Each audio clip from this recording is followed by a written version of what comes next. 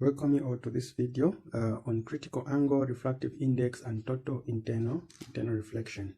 So this is a topic under light, specifically on refraction. So we have this question from ECZ, GCE 2021. So this question was for the GCE 2021.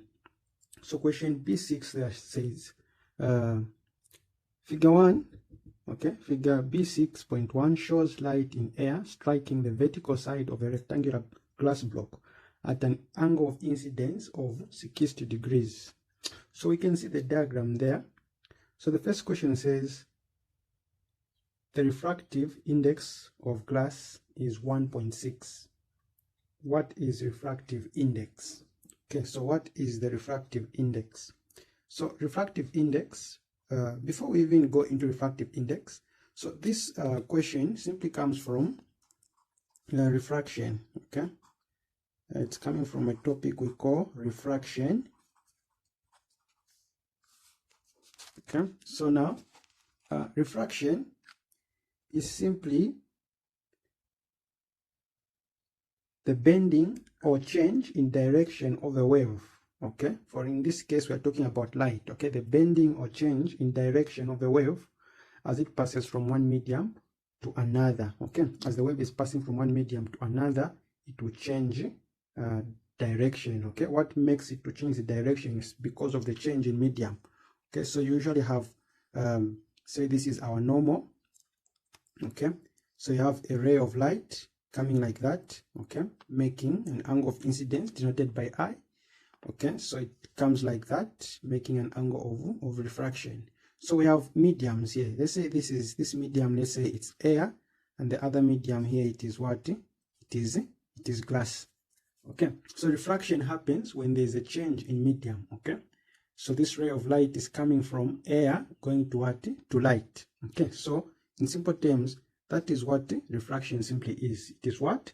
The bending or change in direction of a wave, such as light, as it passes from one medium to another. Okay, so these two types of mediums, okay, they are different. Okay, and they have a different, what we are talking about, they have a different refractive index. Okay, they have different refractive what?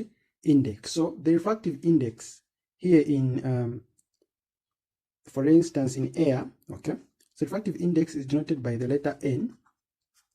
So the refractive index, for example, in air, it is simply 1.003. Okay, other people, they will say it's 1, but just to be accurate and precise, it is 1.003. Okay, the refractive index, for example, in glass, it is 1.52. Okay, so now looking at these two mediums, they have different refractive index. The refractive index of air is 1.003. The one for glass is 1.52. Okay, so because of the differences in refractive index, okay, as the ray of light is coming like that, going into another medium, okay, it is going to do what?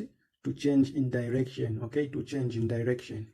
And as the direction changes, what is also happening is that the speed at which, okay, so the speed at which this light is traveling will also do what? It will change. Okay, so usually you find that we say that speed of light, okay, it is 3 times 10 to the power 8 meters per second. Okay, so this is what we call the speed of light. Okay, now this speed of light, it's when the speed of light is at maximum, and this occurs in a what? In a vacuum. Okay, in a vacuum. Now light is such an interesting type of a wave. Okay, light is interesting in that it can travel in the medium. Okay, we mean what? Gas, we mean solid, also mean liquid. So when you hear in physics, they're talking about a medium under waves, they're talking about these three states of matter. Usually the gas is air, as we illustrated here. The solid, usually it's glass. The liquid is usually what? Water. So light can travel in a medium. Okay, interestingly again, light can travel in space. Okay, in space, for example, the medium, the vacuum. Okay, it can travel in space, for example, the vacuum. Okay, so the speed of light, okay, it's at its maximum in a vacuum, which is 3.0 times 10 to the power 8 meters per second. Okay, so you have something like this. Okay, you have something like this here. Let's say this is a vacuum. Okay, say this is a vacuum. You have the normal. Okay, and let's say here this is glass. Okay, so the speed of light is coming like that. Okay, this is light. Okay, so that is the light. So there's a change here from a vacuum to glass. Okay, a vacuum to glass. Okay, from a vacuum to glass. So this this light, okay, that is coming, it is going to change its direction. It won't go in a straight line like that. Okay, it's going to change the direction like that. Okay, it's the same speed of light. I've just shown it in different color just to make a point. Okay, so this one is the incident ray, and this one is the refracted ray, and you have the angle of incidence here and the angle of what, of refraction. Okay, so now that we have this, okay, what does this tell us? Okay, this tells us that, okay, for light, it tends to move faster in less dense mediums, okay, compared to denser mediums. So the vacuum here compared to glass, okay, a vacuum compared to glass, it is less dense. The glass is more denser. Okay, more denser. So find that as this light is traveling in a vacuum, okay, it's at its maximum speed, which is 3.0 times 10 to the power 8 meters per second. Okay, as the light changes the direction here, you can find that the speed will decrease maybe to 2, okay, forgotten, but should be 2 something meters per second. Okay, so we notice that the speed of light changes, okay, depending on the what, on the medium. Okay, so here it's from a vacuum going to glass. Okay, from a vacuum going to what, to glass. Okay, so you will find that the refractive index of glass, which is 1.52, okay, 1.52, that is the refractive index of glass. Okay, so if we were to find, okay, what we call the refractive index, okay, according to the definition we have here, okay, the refractive index, okay, is simply the ratio between the speed of light in a vacuum and the speed of light in a medium. Okay, so a medium could be any of these. Okay, so that's the first definition that we have for refractive what, index. Okay, of course we know refractive index is simply a property that describes how light bends or changes in direction. Okay, so it would describe how the bending of light is taking place at this point. Okay, so first definition, we're saying it is the ratio between the speed of light in a vacuum and the speed of light in a material. Okay, we are going to say N is simply equal to what? Speed of light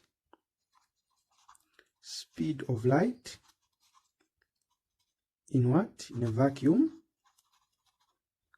over speed of light, okay, speed of light in a medium.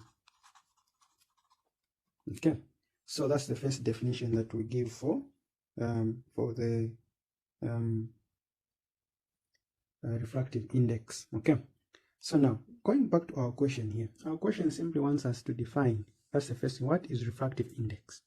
So refractive index, it's the ratio of the speed of light in a vacuum to the speed of light in a medium. Okay, so but then to make it more simple, okay, from what we've learned again, okay, the speed of light, I mean refractive index, okay, it is simply, okay, so refractive index, it is simply, so it is denoted by N, it is simply the ratio of the sine of angle of incidence to the sine of angle of refraction. Okay, that is the other definition for refractive what, for refractive index. So different mediums have got different refractive index, okay, indices, okay, refractive indices. For example, for water it is 1.33, for glass it is 1.52, for diamond it is 2.42.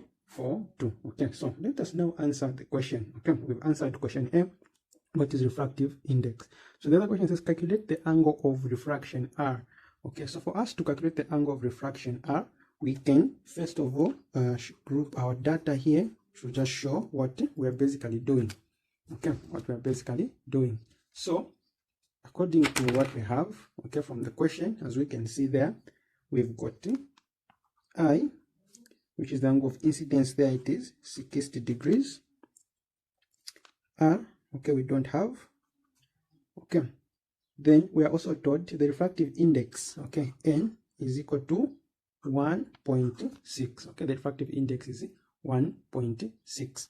so we replace here, okay, for N we simply replace it with 1.6. we get 1.6, okay, is equal to sine I. What is I? It is 60 degrees over sine R, okay, over sine R. So mathematically here we can solve this.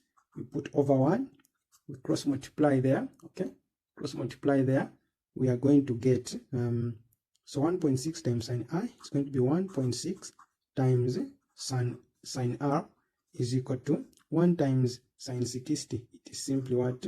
Sine 60 degrees over 1.6 over 1.6. So 1.6 can go, we remain with the sine R. Okay, so from here, using our calculators, we can simply divide, okay, sine 60 divided by 1.6, and we get 0.541265877. You can end it there. Okay, so this is what we get. Okay, so now for us to find R, okay, here it's just a matter of you using your calculator here. Okay, you're going to divide both sides by sine, divide both sides by sine. Okay, so R is equal to, now when you divide by sine, you are simply meaning that, what you mean is that you want to find the inverse of sine. Okay, the inverse of the sine. So this, you can just use a calculator to find this. Okay, so from here now, just press shift and then you press your sine and then you put the number there. Okay, so R, the angle R here becomes 32.8 degrees to 1 decimal place. Okay, and this here is our answer, okay, for this question. Okay, very easy. Okay, very easy and straightforward. Okay, so now question 2 here says, what is the critical angle of the glass block? What is the critical angle of the glass block? Okay, also this one here, it's very simple. Okay, the critical angle for the glass block. Okay, so the critical angle for the glass block, first of all, what is critical angle? Okay, so critical angle is simply the angle of incidence that will provide a refractive angle of 90 degrees. Okay, of 90 degrees. Okay, so critical angle is given by that formula there, so we can see. Okay, just write it here. N is equal to 1 over sine C. Okay, N is the refractive index. Okay, sine C. Okay, C is the critical angle, as we can see there. Okay, then here now it's just a matter of replacing. Okay, so our N, okay, from the question we're told it's 1.6 is equal to 1 over sine C. Okay, here cross multiply this. Okay, so after we cross multiply this, okay, what do we get? We're going to get so we're going to get this times this, it's going to be sine C multiplied by 1.6, okay, is equal to this time 1 times 1, of course it is 1.